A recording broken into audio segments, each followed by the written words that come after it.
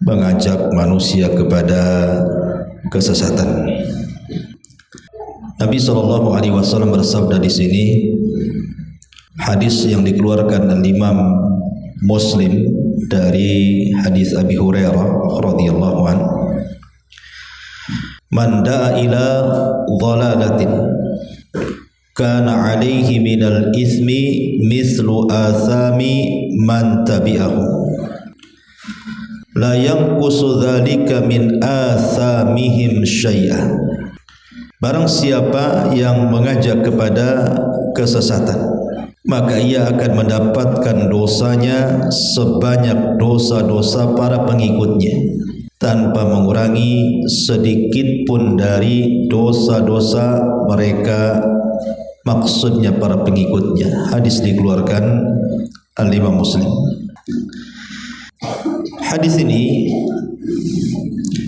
tentunya hadis yang sangat menakutkan bagi seorang muslim, karena di sini Nabi SAW menyebutkan dosa orang yang menyebarkan kesesatan, mengajak manusia ke dalam kesesatan. Selain dia yang mengajak itu berdosa, maka orang yang terajak dengan ajakannya pun dosa-dosa mereka akan dilipatkan kepada orang yang mengajaknya, tanpa mengurangi dosa-dosa mereka sedikit pun. Makanya ketika Nabi SAW bicara tentang dosa pembunuhan, kita tahu bahwa orang yang pertama kali melakukan pembunuhan adalah salah satu putra Adam, namanya Qabil. Dan Nabi SAW ketika bicara soal dosa pembunuhan, maka siapapun yang membunuh setelahnya, setelah kejadian Qabil ini, maka semua dosa yang dilakukan para pembunuh itu, maka Qabil dapat bagiannya. Makanya Nabi mengatakan, la tuqtalu nafsun zulman, la tuqtalu nafsun zulman illa kana ala ibni Adam al-awwal kiflu min damiha li'annahu kana awwal man sannal qatla. Tidak boleh jiwa itu dibunuh secara zalim kecuali terhadap putra Adam yang pertama, maksudnya Qabil, ada bagian dari darah pembunuhan, karena dia orang yang pertama mencontohkan pembunuhan. Maka kalau seandainya sampai hari ini orang-orang yang membunuh itu jumlahnya 1 juta orang umpamanya, maka 1 juta dosa itu akan dipikulkan kepada Qabil tanpa mengurangi dosa yang membunuh sedikit pun. Begitulah dosa kalau berkaitan dengan orang lain, memberikan contoh kepada orang lain, maka itu sama dengan multi level dosa. Multi level dosa. Setiap ada orang yang berbuat dosa, karena kita yang mencontohkannya, maka kita yang mencontohkan dapat dosa orang yang mencontoh kita. Seberapa banyak orang yang mencontoh kita, itulah kita menanggung dosa mereka, tentu tanpa mengurangi dosa mereka sedikit pun. Lah di zaman sekarang tentu lebih ngeri lagi, karena di zaman sekarang ini sudah zaman komunikasi masalahnya. Ada WhatsApp, ada Instagram, ada Facebook, macam-macam, ada TikTok, ada YouTube gitu ya. Kalau seandainya kita ini menyeru manusia dengan seruan kesesatan, kemudian disebar di dunia-dunia maya, di dunia-dunia medsos, kemudian dilihat orang, ditonton orang, didengar orang, bahkan sebagiannya mengiyahkan apa yang kita tulis, apa yang kita katakan di medsos itu. Sementara orang yang mengkonsumsi medsos di zaman sekarang ini bukan 1, 2, bisa ribuan, bisa jutaan kan itu. Berapa banyak dosa yang ia akan tanggung. Makanya hati-hati, jangan suka menulis sembarangan. dan jangan pula mengcopy paste sembarangan. Janganlah kan lagi soal agama yang salah ketika penjabarannya atau dengan menyebarkan hadis-hadis palsu, hadis-hadis yang tidak bersanad tanpa ada penjelasan, atau menyebarkan akidah-akidah sesat seperti Mu'tazilah yang kita kenal dengan akidah teroris hari ini, kemudian Syiah dan pecahannya, kemudian akidah-akidah yang menjurus kepada kesyirikan. Urusan-urusan dunia saja, mungkin menyebarkan berita hoax, apalagi sekarang tahun politik nih kan, otomatis masing-masing kubu itu pasti akan menjelek-jelekan satu dengan yang lainnya demi untuk meraih kekuasaan, nafsu kekuasaan, menghalalkan segala cara, kemudian di YouTube-kan, disebar lewat Facebook, dibuat meme dan yang begitu seterusnya. Berapa dosa yang ia akan tanggung itu? Ini urusan dunia kan gitu ya, urusan kekuasaan. Apalagi urusan agama yang isi kontennya itu adalah kesesatan dan mengajak orang untuk sesat, maka lebih parah lagi. Makanya dari sini kewajiban bagi kita adalah wujubu at-tatsabbut qabla da'watin nas ila syai'in. Kata ulama, wajib kita ini untuk tasabbut. Tasabbut itu meng-cross check. Apakah yang kita tulis ini sudah benar sesuai dengan dalil dan pemahaman salaful ummah, ataukah yang kita tulis ini tidak benar, atau yang kita baca kemudian kita hendak copy paste dan disebar ini betul tak informasinya, ataukah tidak benar, sehingga harus punya rasa takut, sehingga kita meng-cross check. Dikhawatirkan kemudian yang kita ketik salah atau yang kita copy salah, kadang sudah disebar gitu ya. Umpamanya ibu kalau sudah mendapatkan bulan-bulan tertentu, kemudian ada yang men-share tentang keutamaan ibadah tertentu di bulan tertentu, padahal hadisnya maudhu tuh. Tidak ada contohnya dari Nabi SAW, nampak saja bagus kemudian main sebar. Ini tidak boleh seperti ini, karena agama ini maka Allah wa qala Rasul, harus ada firmannya, harus ada sabda Nabi SAW yang sahih. Maka hati-hati di dalam menyebarkan sebuah informasi, apalagi berkaitan dengan agama, karena konsekuensinya berat. Kita akan mendapatkan dosa orang-orang yang membaca artikel kita, yang mendengarkan suara kita. Sebanyak orang yang membaca dan mendengarkan, apalagi kalau sampai mengikuti arahan kita, naudzubillah. Makanya tobatnya pun agak sulit tuh. Selain daripada harus ada penyesalan, kemudian berjanji untuk tidak melakukan, berjanji untuk tidak kembali kepada perbuatan tersebut, dan kalau sanggup dia harus hapus tuh. Harus hapus. Ketika mau hapus lupa pula passwordnya, repot jadinya kan. Atau sudah kadang di copy paste orang, itu gimana itu kan gitu. Makanya kalau seandainya seseorang itu betul-betul ingin tobat, maka tobatlah dengan jujur. Kalau memang dia melakukannya di halayak orang ramai, maka dia pun harus mengiklankan tobat di hadapan orang ramai. Dia harus mencabut kata-katanya dan merubah dengan kata-kata baru. Dia harus mencabut tulisannya dan menulis dengan tulisan yang baru, menunjukkan tobatnya dia. Kalau tidak, maka dia belum bertobat. Jadi kalau dia pernah menyesatkan orang, cari orang yang pernah disesatkan, ajak kepada petunjuk. Dan kalau seandainya pun qadarullah umpamanya, kita tidak tahu apakah tulisan kita di copy paste orang, apakah video kita diambil orang, sehingga kita sudah menghapus di akun kita pun sudah kadung tersebar, maka kita hanya berharap Allah Subhanahu wa taala mengampuni dosa kita. Qul ya ibadiyalladzina asrafu ala anfusihim la taqnatu min rahmatillah innallaha yaghfirud dzunuba jami'an innahu huwal ghafurur rahim. Katakan wahai hamba-hambaku yang mereka melampau terhadap diri mereka, jangan putus asa dari rahmat Allah, karena sesungguhnya Allah mengampuni semua dosa dan Dia zat yang Maha Pengampun lagi Maha Penyayang. Ya, kita hanya berharap saja ada ampunan dari Allah Subhanahu wa taala. Di sini Nabi SAW mengatakan, man da'a, siapa yang mengajak dengan lisannya, mengajak dengan perbuatannya, mengajak dengan tulisannya, atau membayar orang untuk mengajak orang, siapapun yang mengajak manusia ila dhalalatin, kepada kesesatan, kana alaihi minal ithmi, maka dia akan mendapatkan dosa mithlu atham man tabi'ahu, seperti dosa orang yang mengikutinya. Di sini letak multi level dosanya ini. Semakin orang yang mengikuti, semakin banyak dosanya.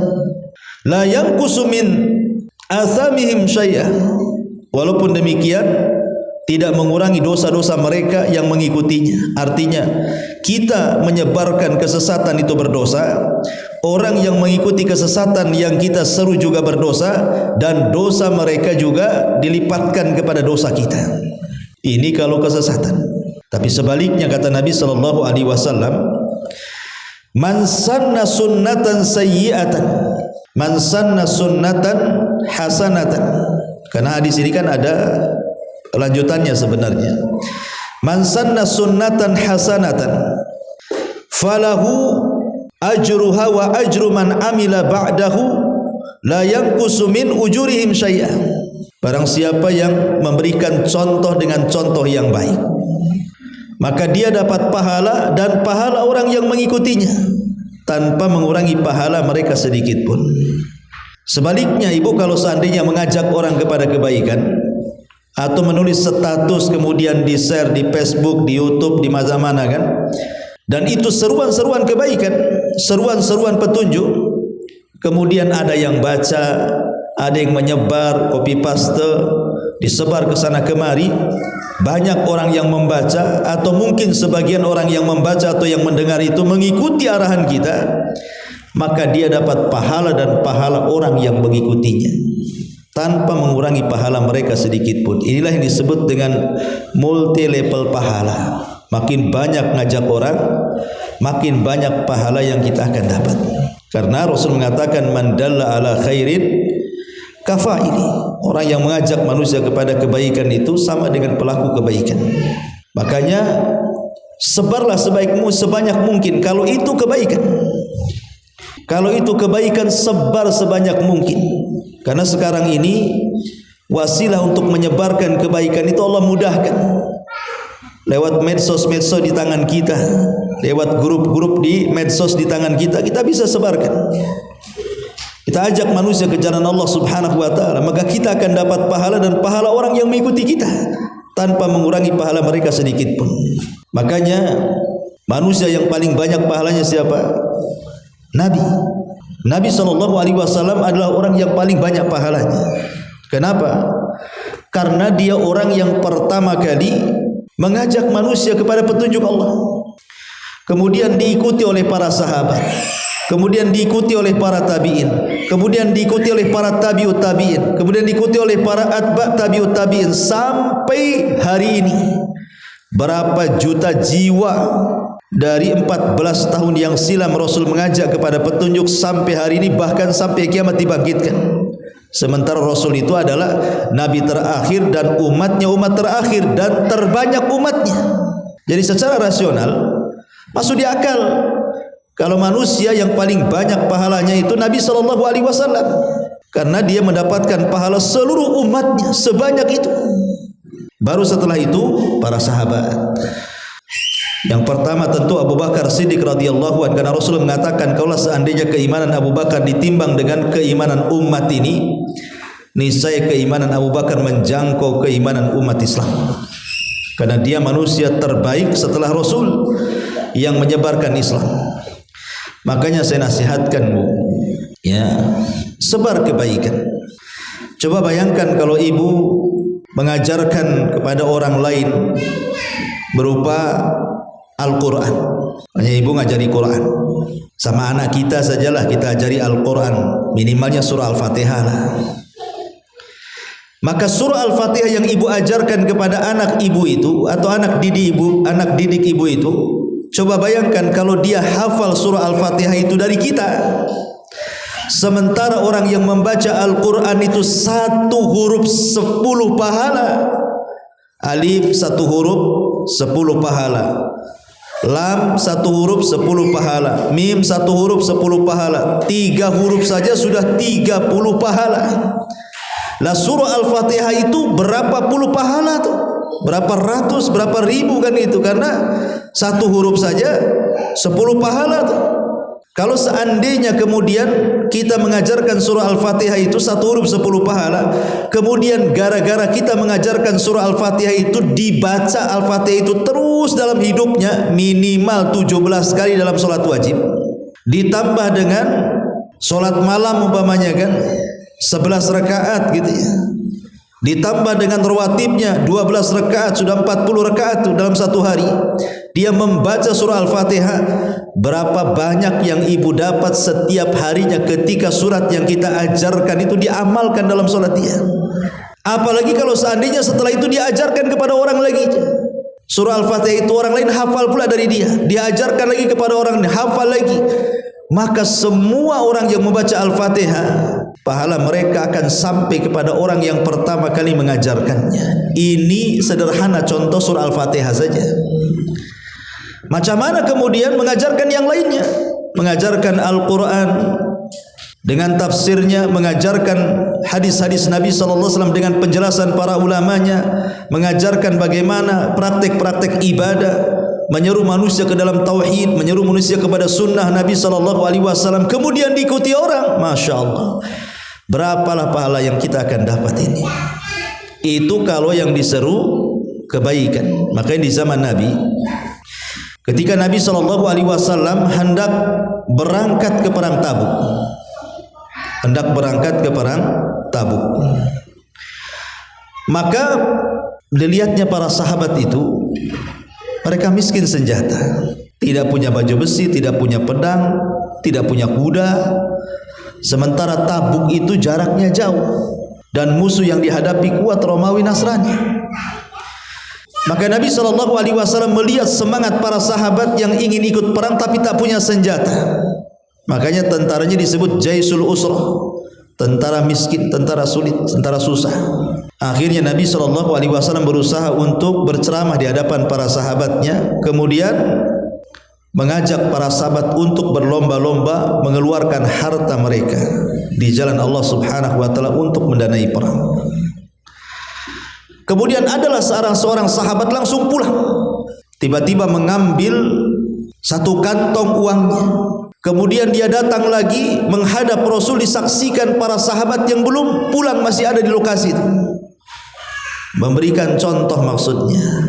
Kemudian Nabi SAW ketika mengambil satu kantong uang dari sahabat ini, langsung memberitahu kepada seluruh para sahabat yang hadir dan mengatakan, man sanna sunnatan hasanatan falahu ajruha wa ajru man amila ba'dahu la yanqusu min ujurihim syai'a. Barang siapa memberikan contoh yang terbaik, diikuti orang ramai, maka dia dapat pahala dan pahala orang yang mengikutinya tanpa mengurangi pahala mereka sedikit pun.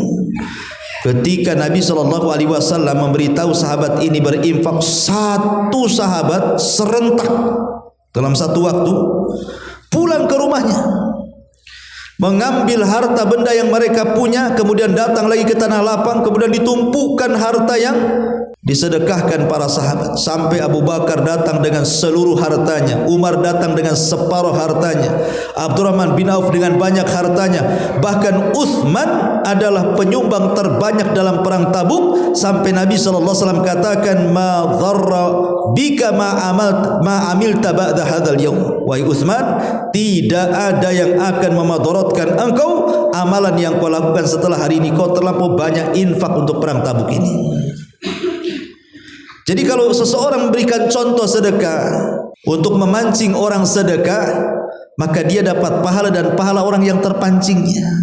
Makanya jadilah orang yang mengajak manusia dengan kebaikan, tidak dengan lisan, dengan perbuatan. Mungkin dengan akhlak ibu, dengan senyum, dengan tertawa gitu ya, ringan tangan. Akhirnya kemudian disaksikan orang itu baik ya, pengenlah saya kayak dia.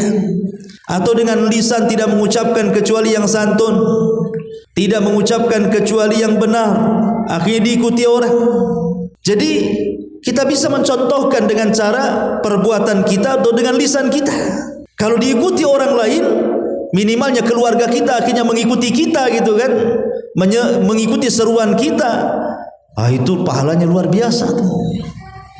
Ya. Sampai ada seorang ibu itu cerita sama saya, Ustaz, keluarga saya itu tidak ada yang sunnah, tapi saya ajak mereka, saya ajak adik saya ajak kakak saya ajak keponakan saya. Alhamdulillah, sekarang semua mereka mengikuti saya, mengikuti sunnah. Alhamdulillah, banyak dia pahala dapat. Sebab nanti adik-adiknya kan akan nularkan ke anak-anaknya, nanti anak-anaknya akan nularkan lagi ke anak-anaknya, sampai kapan itu? Maka dia akan terus mengalir pahalanya. Maka ajak mereka keluarga, minimalnya keluarga dulu lah, jangan ke tetangga, jangan ke orang lain dulu kan. Ya, karena paling dekat tuh keluarga itu. Kalau kita berhasil mengajak mereka kepada petunjuk, maka kita dapat pahala mereka dan pahala orang-orang yang mengikuti kita. Tapi sebaliknya, kalau yang kita serukan itu kesesatan, yang kita serukan itu justru menyelisih Al-Quran, sunnah Nabi SAW, maka dia akan dapat dosa dan dosa orang yang mengikutinya tanpa mengurangi dosa mereka sedikit pun. Contoh, kalau ibu main-main ke kawan, entah arisan, entah boring di rumah, kemudian izin sama suaminya, bang saya mau main ke rumah si Anu, ya katanya. Kemudian di grup WA diumumkan, kumpulah reuni di rumah kawan tuh. Awalnya bagus kan, namanya merekatkan ukhuwah Islamiyah itu kan bagus, berpahala. Tapi ketidak bagus itu kalau salah seorang mereka sudah mulai memancing untuk menjadi majelis ghibah tuh. Mulai yang satu mancing-mancing nih, nanya-nanya kawannya yang tidak hadir, mulai menceritakan keburukannya, kekurangannya. Akhirnya kemudian temannya yang tidak ada niat gibah ikut gibah pula, sebelahnya tidak ada niat gibah ikut gibah juga. Akhirnya gibah jamaah tuh. Lah siapa yang pertama kali dapat dosa dan dosa? Orang yang hadir di situ, orang yang pertama kali memulai pembicaraan gibah. Itulah yang kasih contoh jelek itu. Dia akan pulang itu dapat dosa orang yang hadir semua di situ. Celakanya nih, setelah kemudian kawan-kawan ibu pulang, diceritakan kepada suaminya. Coba kan ya, diceritakan kepada kawannya yang tidak hadir lagi, diceritakan kepada tetangganya, makin banyak lagi dosanya. Makanya kalau hadir di majelis itu memang harus jaga lisan, falyakul khairan aw liyasmut. Katakan yang santun kalau tidak bisa diam. Cukuplah kita hadir di majelis itu kalau majelis itu masih dalam bentuk zikrullah, mengingat Allah. Tapi kalau majelis itu sudah mulai ada dosa-dosa lisan, sebaiknya ibu pamit pulang, jangan mendengar. Ya, syukur-syukur ibu ketika ada orang yang memulai pembicaraan dengan gibah itu bisa melarang. Nggak beres nih, janganlah, yang lain aja lah ngomong kita, kan enak gitu ya. Kalau bisa ingkarun mungkar lebih baik lagi dapat pahala. Tapi kalau tidak sanggup, segan karena kawan, pulang. Ya, jangan sampai kita menjadi yang menyeru manusia ke dalam kesesatan, karena Rasul mengatakan man ila dhalalatin kana alaihi minal ithmi mithlu athamin man tabi'ah. Ma'asyiral muslimat yang dimuliakan Allah Subhanahu wa taala. Kemudian di sini muallif rahimahullahu taala juga mencantumkan hadis yang senada. Man sanna sunnatan sayyi'atan kana alaihi wizruha wa wizru man amila biha min ba'di min ghairi an yanqusa min auzarihim syai'un. Barang siapa yang mencontohkan, mengajak kepada keburukan, maka ia akan mendapatkan dosa dan dosa dari orang yang mengamalkannya tanpa mengurangi dosa-dosa mereka sedikit pun. Ini juga sama kurang lebih. Ya, ini lebih umum keburukan. Kalau yang pertama kan kesesatan, menyangkut agama. Ini keburukan, buruk akhlak. Ya. Jadi yang satu menyebar syubhat, yang satu menyebar syahwat, mengajak manusia kepada syubhat, dan yang kedua mengajak manusia ke dalam syahwat. Dua-duanya buruk. Syubhat buruk, bahkan lebih buruk karena menyesatkan manusia dari jalan Allah, dari agama Allah Subhanahu wa taala. Syahwat juga buruk karena menyesatkan akhlak orang. Orang jadi buruk jadinya kan, ngajak kawannya, ngajak gibah. Ayo kita ke sana main, sampai di sana gibah. Ayo kita ke sana main, ngadu domba.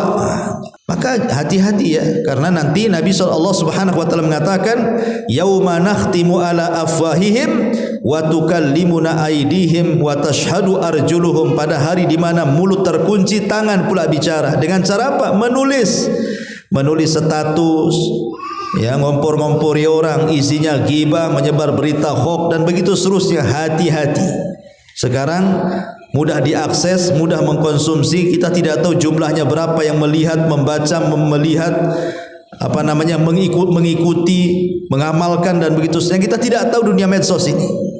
Maka kalau seandainya Allah mudahkan untuk meraup pahala sebanyak-banyaknya dengan medsos, dengan istilah multi level pahala, maka juga sama orang sadar ataupun tidak bisa mendapatkan dosa sebanyak-banyaknya kalau seandainya dia menyebarkan syubhat dan syahwat, kesesatan dan keburukan.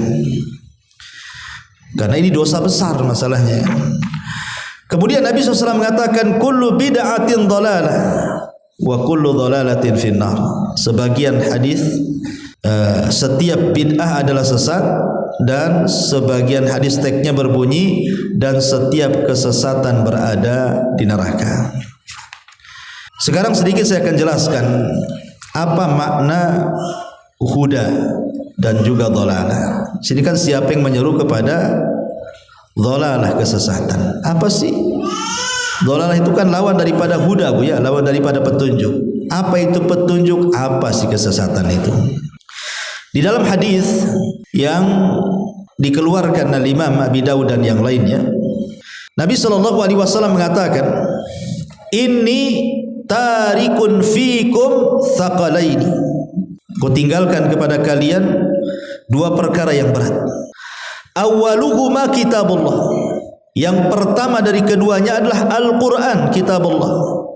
Fihi al-huda, di dalam kitab Allah itu ada petunjuk. Wan nur, dan juga ada cahaya. Fakhudhu bi kitabillah, maka ambillah dengan Al-Quran, kitabullah. Wastamsiku bihi, peganglah dengan erat Al-Quran. Kemudian Nabi SAW mengatakan, udzakirukumullahu fi ahli baiti, aku ingatkan kalian jaga keluargaku. Tapi di sini Nabi mengatakan yang pertama Al-Quran, di dalamnya ada petunjuk dan cahaya. Berarti petunjuk itu artinya Al-Quran. Selain Al-Quran itu lawan daripada petunjuk, artinya kesesatan. Orang yang mengikuti Al-Quran berarti mengikuti petunjuk. Orang yang tidak mau mengikuti Al-Quran artinya mengikuti kesesatan. Karena Quran itu hudan lil muttaqin, dia petunjuk bagi orang-orang yang bertakwa. Maksudnya Quran ini petunjuk kepada semua manusia, tetapi yang mengambil manfaat itu hanya orang-orang bertakwa saja. Maka makna petunjuk adalah Al-Quran. Maka siapa yang ikut arahan Al-Quran, melaksanakan perintah Al-Quran, menjauhi larangan Al-Quran dan begitu seterusnya, maka dia sedang mengikuti petunjuk. Jadi kalau dia kemudian mengajak manusia ke dalam Al-Quran atau mengajarkan manusia dari Al-Quran, karena Rasul mengatakan khairukum man ta'allama Al-Quran wa 'allama, sebaik-baik kalian orang yang mengajarkan Quran dan belajar Al-Quran, berarti orang ini sedang mengajak kepada petunjuk.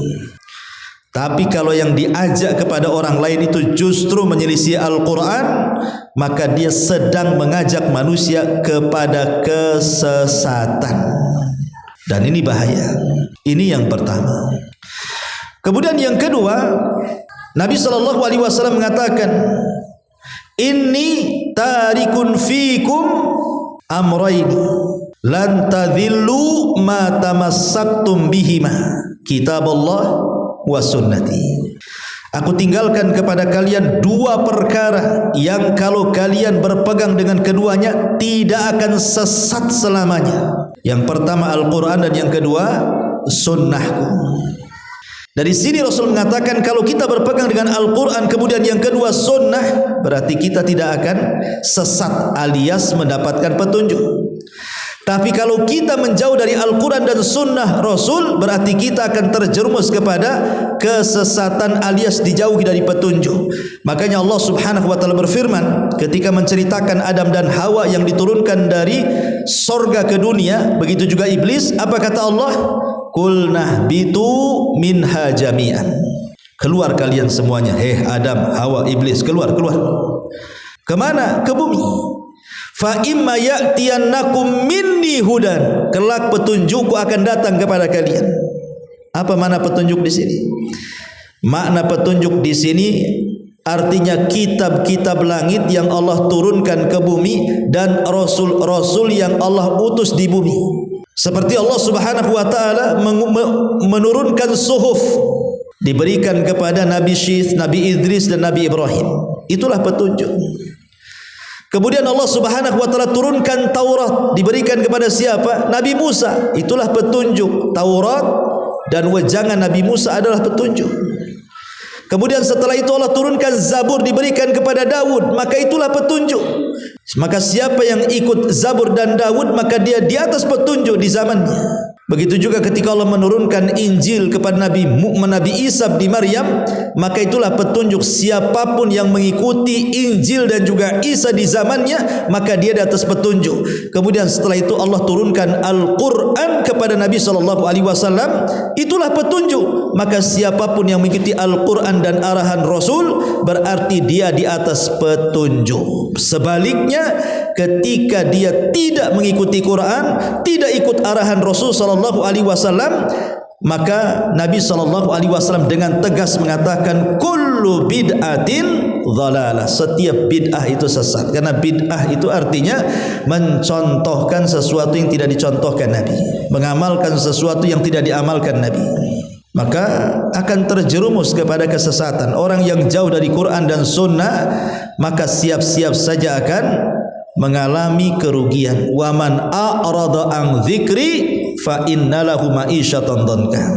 Siapapun yang berpaling dari peringatanku, maksudnya Quran dan Sunnah, maka dia akan mengalami kehidupan yang sempit. Makanya Allah Subhanahu wa taala dengan tegas mengatakan fa imma ya'tiyannakum minni hudan fala yadhillu wa la yasqa. Dalam ayat yang lain fala khaufun alaihim wa la hum yahzanun. Siapapun yang mengikuti petunjukku, dia tidak akan sesat. Dia tidak akan sesat dan tidak akan celaka. Dalam ayat yang lain, tidak akan sedih dan tidak akan memiliki rasa takut. Itu dampak daripada mengikuti petunjuk. Maknanya kalau orang itu mengikuti selain daripada Al-Quran dan Sunnah, pasti dia di atas kesesatan dan kecelakaan, dan hidupnya penuh dengan ketakutan dan kesedihan. Maka yang dimaksud petunjuk di sini adalah Al-Quran dan Sunnah Nabi SAW. Yang dimaksud kesesatan itu ketika menyelisihi Al-Quran dan Sunnah Nabi SAW. Perhatikan juga ayat Al-Quran surah Al-Baqarah 120. Walan tardo ankal yahudu walan nasara hatta tattabi'a millatahum qul inna hudallahu wal huda wala in ittaba'ta ahwa'ahum ba'da alladhi ja'aka minal ilmi ma laka minallahi min wali wala nasir. Tidak akan redha kepadamu Yahudi dan Nasrani itu sampai engkau mengikuti agama mereka. Katakan sesungguhnya petunjuk Allah dialah petunjuk.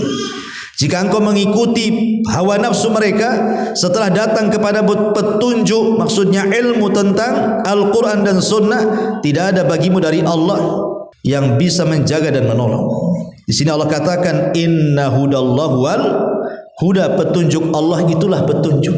Maksudnya Al-Quran dan Sunnah, karena dua-duanya datang dari Allah Subhanahu wa ta'ala. Sebaliknya, kalau berpaling dari keduanya bisa sesat. Dan sebab-sebab kesesatan itu banyak. Sebab-sebab kesesatan itu banyak.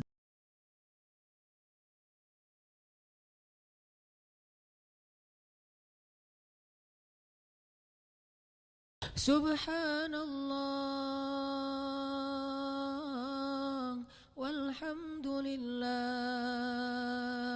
wa la ilaha illallah wallahu akbar. Subhanallah.